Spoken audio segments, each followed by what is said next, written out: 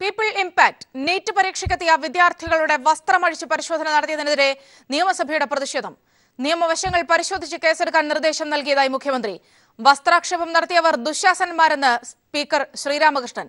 CBSEയെ പ്രതിഷേധം അറിയിക്കണമെന്ന് പ്രതിപക്ഷ നേതാവ് രമേശ് ചെന്നിത്തല. വിവരങ്ങളുമായി ഷീജ ചേരുന്നുണ്ട്. ഷീജ, ഈ ഒരു വിഷയത്തിൽ സഭ ഒന്നടങ്കം പ്രതിഷേധം അറിയിക്കുന്ന ഒരു സാഹചര്യമായിരുന്നു ഉണ്ടായിരുന്നത്.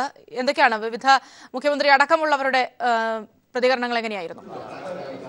സൗമ്യ, തീർച്ചയായും നീറ്റ് വിഷയത്തിൽ സഭ ഒന്നടങ്കം തന്നെ പ്രതിഷേധിച്ചു എന്ന് പറയേണ്ടിയിരിക്കുന്നു. കഴിഞ്ഞ ദിവസം സഭയിൽ ഇത് വിഷയം PC ജോർജ് ഉന്നയിച്ചിരുന്നു. ഇന്നിപ്പോൾ പ്രതിപക്ഷ നേതാവാണ് വിഷയം സബ്മിഷനായി സഭയിൽ ഉന്നയിച്ചിട്ടുള്ളത്. ഈ വിഷയത്തിൽ ശക്തമായ പ്രതിഷേധം CBSEയെ അറിയിക്കണം എന്നുള്ളതാണ് നിലവിൽ പ്രതിപക്ഷ നേതാവ് സബ്മിഷൻ അവതരിപ്പിച്ചുകൊണ്ട് ആവശ്യപ്പെട്ടത്.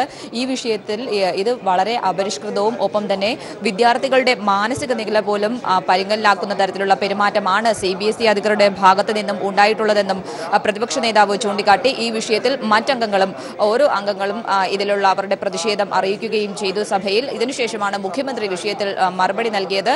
ഏതായാലും ഇതിൽ തീർത്തും അപരിഷ്കൃതവും ക്രൂരവുമായ നടപടിയാണ് എന്ന് തന്നെയാണ് മുഖ്യമന്ത്രിയും വിഷയത്തെ വിലയിരുത്തിയിട്ടുള്ളത്. ഏതായാലും ഇത് സംബന്ധിച്ച് കഴിഞ്ഞ ദിവസം തന്നെ നിയമപരമായ നടപടികൾ സ്വീകരിക്കാൻ വേണ്ടി പോലീസിന് നിർദ്ദേശം നൽകിയിട്ടുണ്ട്. ഇതുമായി ബന്ധപ്പെട്ടുകൊണ്ടുള്ള ഓരോ വിദ്യാർത്ഥികളുടെയും വീട്ടിൽ ചെന്ന്, അത് വിദ്യാർത്ഥിനികളുടെ വീട്ടിലാണെങ്കിൽ വനിതാ പോലീസ് തന്നെ നേരിട്ട് ചെന്നെത്തി അവരിൽ നിന്നും വിഷയങ്ങൾ തിരക്കി തെളിവെടുക്കുന്നതായിരിക്കും.